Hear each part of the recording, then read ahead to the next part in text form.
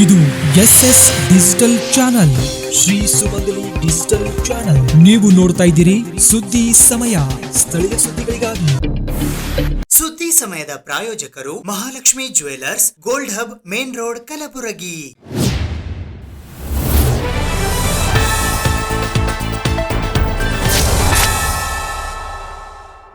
ಸುದ್ದಿ ಸಮಯಕ್ಕೆ ಸ್ವಾಗತ. ನಾನು RJ ಮಂಜು ಹಿರೋಳಿ.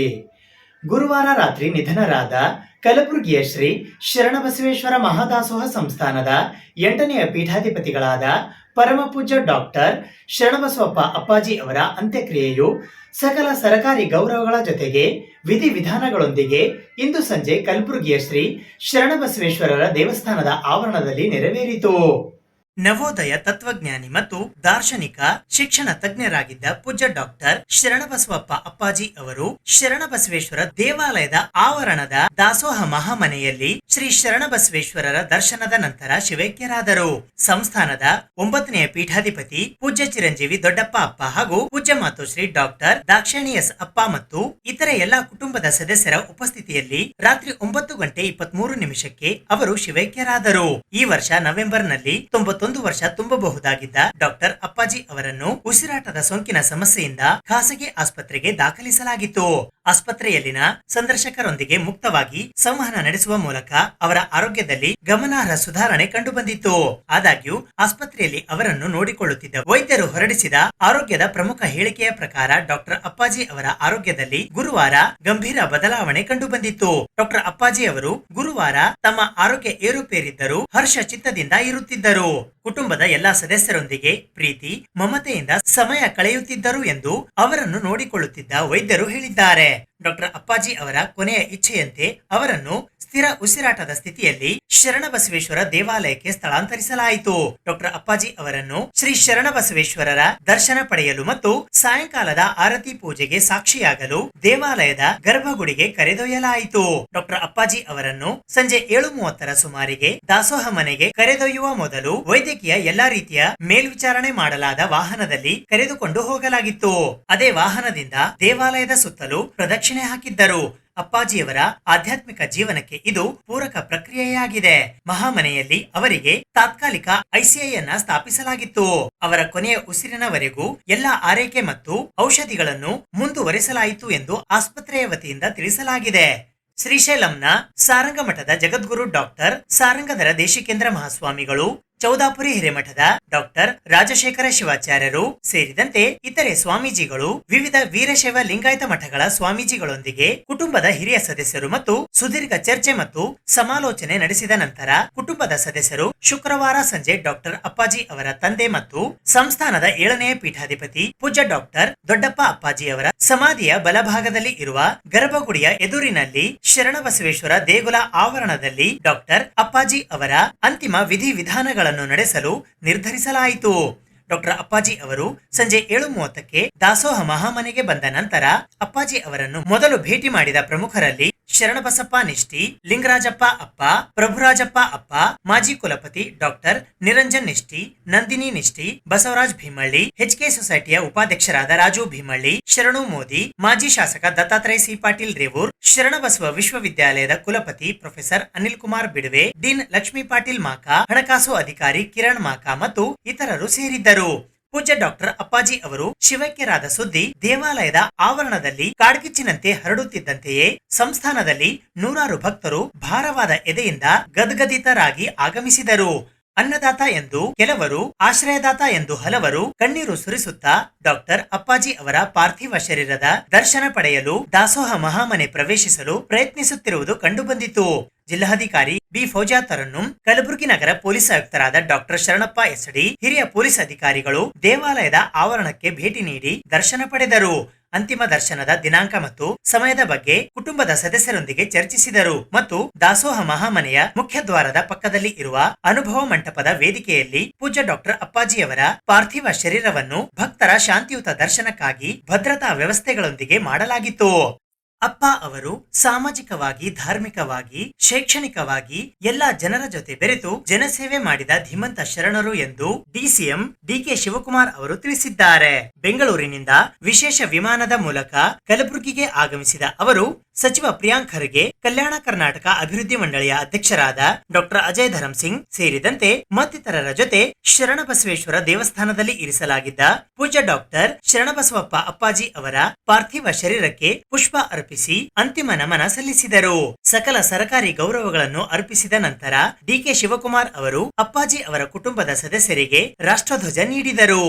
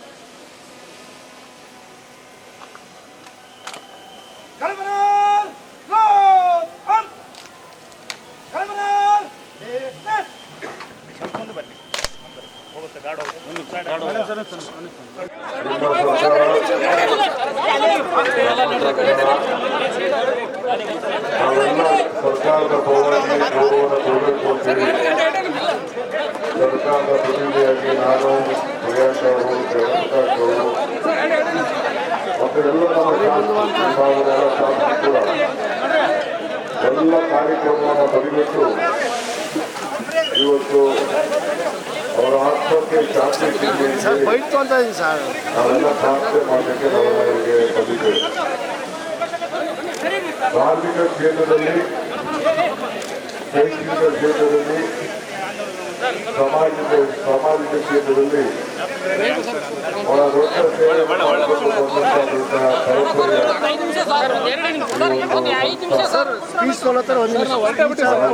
ತಾಲೂಕಿಗೆ ಎಲ್ಲ ಬಹಳ ಜನ ಭಕ್ತಾದಿಗಳು ವಿಶೇಷವಾಗಿ ಧಾರ್ಮಿಕವಾಗಿ ಅಪಾರವಾದಂತಹ ಸೇವೆಯನ್ನು ಪಡೆದುಕೊಂಡು ಇಡೀ ಹೊರಗಡೆ ರಾಜ್ಯದಲ್ಲೂ ಕೂಡ ನಮ್ಮ ಅಪ್ಪ ಅವರು ಬಹಳ ಪ್ರಸಿದ್ಧವಾಗಿದ್ದಾರೆ ಮತ್ತು ಕೂಡ ಅನೇಕ ಲೇಖನಗಳು ಘಟನೆಗಳಲ್ಲಿ ನಾವೆಲ್ಲ ನೋಡಿದ್ದೇವೆ. ಎಲ್ಲ ಧರ್ಮದವರು ಕೂಡ ಶ್ರೀಗಳ ಅಪ್ಪ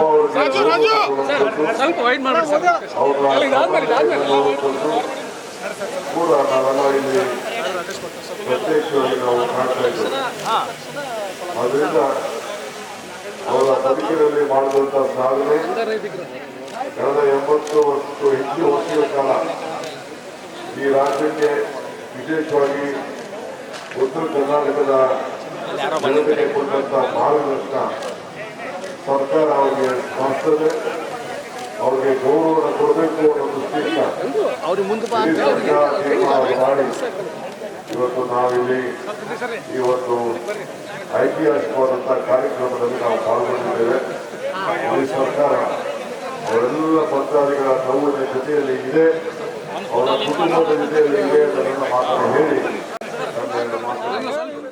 ನಂತರ ಮಾಧ್ಯಮಗಳ ಜೊತೆ ಮಾತನಾಡಿದ ಶಿವಕುಮಾರ್ ಅವರು, ನಾನು ಈ ಹಿಂದೆ ಕಲಬುರಗಿಗೆ ಬಂದಾಗ ಅಪ್ಪ ಅವರನ್ನು ಭೇಟಿ ಮಾಡಿದ್ದೆ. ಡಾಕ್ಟರ್ ಮಲ್ಲಿಕಾರ್ಜುನ್ ಖರ್ಗೆ ಅವರು ನನಗೆ ಈ ವಿಚಾರ ತಿಳಿಸಿದರು. ಅವರು ಈ ಸಂದರ್ಭದಲ್ಲಿ ತೆರಳಲು ಆಗುತ್ತಿಲ್ಲ ಎಂದರು. ಜಿಲ್ಲಾ ಉಸ್ತುವಾರಿ ಸಚಿವರು ಹಾಗೂ ಮುಖ್ಯಮಂತ್ರಿಗಳು ನಮ್ಮ ಜೊತೆ ಚರ್ಚೆ ಮಾಡಿದ್ದಾರೆ. ನಮ್ಮ ಇಡೀ ಸರ್ಕಾರ ಅಪ್ಪಾಜಿ ಅವರ ಕುಟುಂಬ ಹಾಗೂ ಅವರ ಅನುಯಾಯಿಗಳ ಜೊತೆ ನಿಲ್ಲಲಿದೆ. ಅಪ್ಪ ಅವರಿಗೆ ಸರ್ಕಾರಿ ಗೌರವಗಳೊಂದಿಗೆ ಅಂತಿಮ ನಮನ ಸಲ್ಲಿಸಬೇಕು ಎಂದು ನಾನು ಇಲ್ಲಿಗೆ ಬಂದಿದ್ದೇನೆ. ರಾಷ್ಟ್ರಧ್ವಜವನ್ನು ಹಾರಿಸುವ ದಿನ ಅಪ್ಪ ಅವರ ಕುಟುಂಬಕ್ಕೆ ರಾಷ್ಟ್ರಧ್ವಜ ಅರ್ಪಿಸಿದ್ದೇವೆ. ಎಲ್ಲರಿಗೂ ಈ ಭಾಗ್ಯ ಸಿಗುವುದಿಲ್ಲ ಎಂದು ತಿಳಿಸಿದರು. ಹುಟ್ಟು ಸಾವಿನ ಮಧ್ಯದಲ್ಲಿ ಅವರ ಅನೇಕ ಸಾಧನೆಗಳಿಗೆ ಸರಕಾರ ಗೌರವ ಸಲ್ಲಿಸುವ ಕೆಲಸ ಮಾಡಿದೆ. ಅವರ ಪರಂಪರೆಯನ್ನು ಉಳಿಸಿಕೊಂಡು ಹೋಗಬೇಕು. ಈ ಐತಿಹಾಸಿಕ ಮಠವನ್ನು ಕಾಪಾಡಿಕೊಂಡು ಹೋಗಬೇಕು. ನೀವು ನಿಮ್ಮ ಮನೆಗಳನ್ನು ಯಾವ ರೀತಿ ಕಾಪಾಡುತ್ತೀರೋ ಅದೇ ರೀತಿ ಮಠಗಳನ್ನು ಕಾಪಾಡಿಕೊಳ್ಳಬೇಕು ಎಂದು ಎಲ್ಲಾ ಭಕ್ತಾದಿಗಳಲ್ಲಿ ಮನವಿ ಮಾಡುತ್ತೇನೆ ಎಂದರು. ಈ ಸಂದರ್ಭದಲ್ಲಿ ಶರಣಬಸವೇಶ್ವರ ವಿದ್ಯಾವರ್ಧಕ ಸಂಘದ ಚೇರ್ಪರ್ಸನ್ ಪೂಜ್ಯ ಮಾತೋಶ್ರೀ ಡಾಕ್ಟರ್ ದಾಕ್ಷಾಯಣಿ ಎಸ್ ಅಪ್ಪ, ಮಹಾದಾಸೋಹ ಸಂಸ್ಥಾನದ 9ನೆಯ ಪೀಠಾಧಿಪತಿ ಪೂಜ್ಯ ಚಿರಂಜೀವಿ ದೊಡ್ಡಪ್ಪ ಅಪ್ಪ, ಪೂಜ್ಯ ಅಪ್ಪಾಜಿಯವರ ಸುಪುತ್ರಿಯರಾದ ಕುಮಾರಿ ಮಹೇಶ್ವರಿ, ಭವಾನಿ ಮತ್ತು ಶಿವಾನಿ, ಶರಣಬಸವೇಶ್ವರ ವಿದ್ಯಾವರ್ಧಕ ಸಂಘದ ಕಾರ್ಯದರ್ಶಿಗಳಾದ ಬಸವರಾಜ್ ದೇಶ್ಮುಖ್, ಡಾಕ್ಟರ್ ಅಲ್ಲಮಪ್ರಭು ದೇಶ್ಮುಖ್, ಕುಮಾರ್ ದೇಶ್ಮುಖ್, ಕಲಬುರಗಿ ಜಿಲ್ಲಾ ಪೊಲೀಸ್ ವರಿಷ್ಠಾಧಿಕಾರಿಗಳಾದ ಅಡ್ಡೂರು ಶ್ರೀನಿವಾಸಲು, ಕಲಬುರಗಿ ದಕ್ಷಿಣ ಮತಕ್ಷೇತ್ರದ ಶಾಸಕರಾದ ಅಲ್ಲಮಪ್ರಭು ಪಾಟೀಲ್, ಅಫ್ಜಲ್ಪುರ ಮತಕ್ಷೇತ್ರದ ಶಾಸಕರಾದ ಎಂವೈ ಪಾಟೀಲ್, ಭಾರತೀಯ ಜನತಾ ಪಕ್ಷದ ರಾಜ್ಯಾಧ್ಯಕ್ಷರಾದ ಬಿವೈ ವಿಜಯೇಂದ್ರ, ಬಸವ ಕಲ್ಯಾಣದ ಶಾಸಕರಾದ ಶರಣು ಸಲಗರ್, ಕಲಬುರಗಿ ಗ್ರಾಮೀಣ ಮತಕ್ಷೇತ್ರದ ಶಾಸಕರಾದ ಬಸವರಾಜ್ ಮತ್ತಿಮೂಡ್, ಬಿಜೆಪಿಯ ಕಲಬುರಗಿ ನಗರ ಜಿಲ್ಲಾಧ್ಯಕ್ಷರಾದ ಚಂದು ಪಾಟೀಲ್, ವಿಧಾನ ಪರಿಷತ್ತಿನ ಸದಸ್ಯರಾದ ಡಾಕ್ಟರ್ ಬಿಜಿ ಪಾಟೀಲ್, ಶಶಿಲ್ಜಿ ನಮೋಶಿ, ವಿಧಾನ ಪರಿಷತ್ತಿನ ಸದಸ್ಯರಾದ ಚಂದ್ರಶೇಖರ್ ಪಾಟೀಲ್ ಹುಮ್ನಾಬಾದ್, ಗುರುಮಿಟ್ಕಲ್ ಮತಕ್ಷೇತ್ರದ ಶಾಸಕರಾದ ಶರಣಗೌಡ ಕಂದಕೂರ್, ಎಪಿಎಂಸಿ ಮಾಜಿ ಅಧ್ಯಕ್ಷರಾದ ಅಪ್ಪು ಕಣಕಿ, ಶರಣು ಭೋಸನೂರ್ ಸೇರಿದಂತೆ ಇತರೆ ಅನೇಕ ಜನ ರಾಜಕೀಯ ಗಣ್ಯ ವ್ಯಕ್ತಿಗಳು ಮತ್ತು ಹಾರಕೂಡ ಸಂಸ್ಥಾನದ ಪರಮ ಪೂಜ್ಯ ಡಾಕ್ಟರ್ ಚೆನ್ನವೀರ ಶಿವಾಚಾರ್ಯರು, ಪಾಳ ಕಟ್ಟಿಮನಿ ಸಂಸ್ಥಾನದ ಪೂಜ್ಯ ಡಾಕ್ಟರ್ ಗುರುಮೂರ್ತಿ ಶಿವಾಚಾರ್ಯರು, ಮುಗುಳು ನಾಗಾವಿ ಸಂಸ್ಥಾನದ ಪರಮ ಪೂಜ್ಯ ಶ್ರೀ ಅಭಿನವ ಸಿದ್ಧಲಿಂಗ ಶಿವಾಚಾರ್ಯರು, ಮಕ್ತಂಪುರ್ ಗದ್ದುಗೆ ಮಠದ ಚರಲಿಂಗ ಮಹಾಸ್ವಾಮಿಗಳು, ಸುಕ್ಷೇತ್ರ ಶ್ರೀನಿವಾಸ ಸರಡಿಗೆಯ ಪೂಜ್ಯ ಡಾಕ್ಟರ್ ರೇವಣಸಿದ್ಧ ಶಿವಾಚಾರ್ಯರು, ಭಾಲ್ಕಿ ಸಂಸ್ಥಾನದ ಪರಮ ಪೂಜ್ಯ ಪಟ್ಟದೇವರು ಸೇರಿದಂತೆ ಇತರೆ ಅನೇಕ ಜನ ರಾಜಕೀಯ ಮತ್ತು ಧಾರ್ಮಿಕ ಮುಖಂಡರುಗಳು ಪೂಜ್ಯ ಡಾಕ್ಟರ್ ಶರಣಬಸವಪ್ಪ ಅಪ್ಪಾಜಿ ಅವರ ಅಂತ್ಯಕ್ರಿಯೆಯಲ್ಲಿ ಭಾಗವಹಿಸಿದ್ದರು.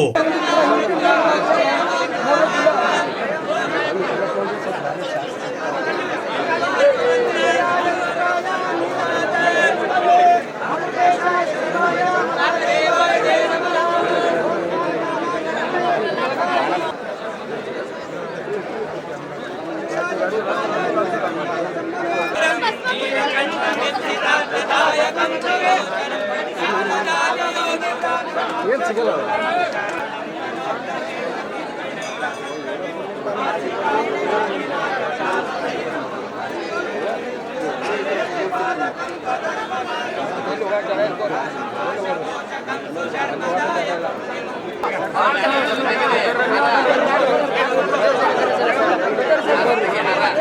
Gracias.